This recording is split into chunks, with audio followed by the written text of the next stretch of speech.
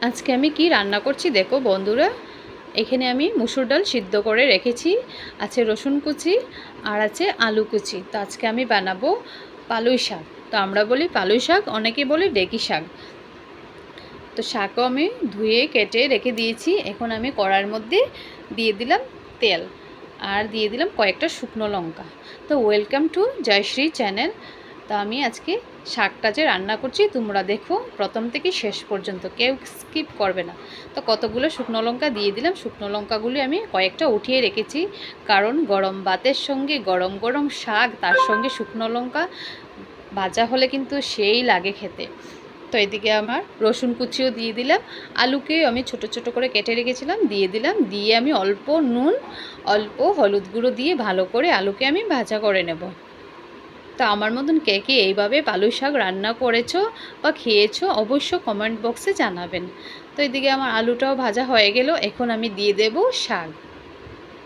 শাকগুলো দিয়ে ভালো করে নাড়াচাড়া করে নেব। দেখো দেখতেও কিন্তু ভীষণ ভালো লাগছে, খেতেও কিন্তু সেই লাগবে। তা ভালো করে আমি মিক্সড করে নিচ্ছি। এখন আমি দিয়ে দেব দুটো কাঁচা লঙ্কা।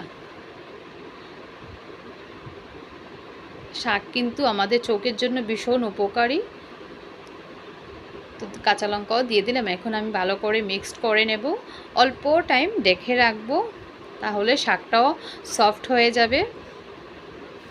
তো ঢাকনা উঠিয়ে দিলাম। দেখো আমার শাকও সফট হয়ে গেছে, আলুও সিদ্ধ হয়ে গেছে। এখন আমি দিয়ে দেব সিদ্ধ করে রাখা মুসুর ডাল, দিয়ে আমি আবার নাড়াচাড়া করে নেব, অল্প টাইম আবার ঢেকে রাখবো।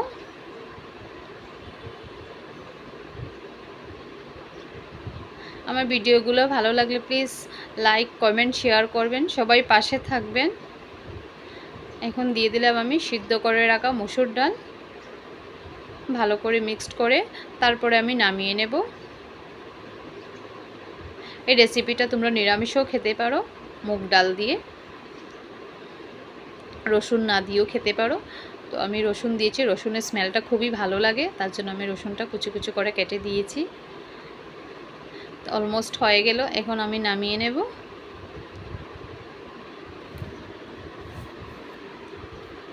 পুরো কমপ্লিট হয়ে গেছে আমার পালুই শাকের রেসিপি।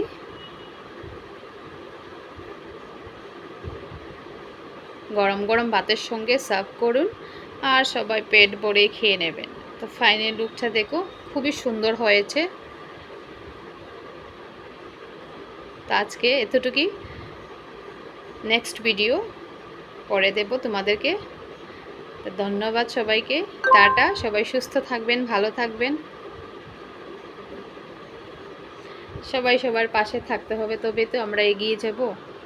সবাইকে টাটা, ধন্যবাদ।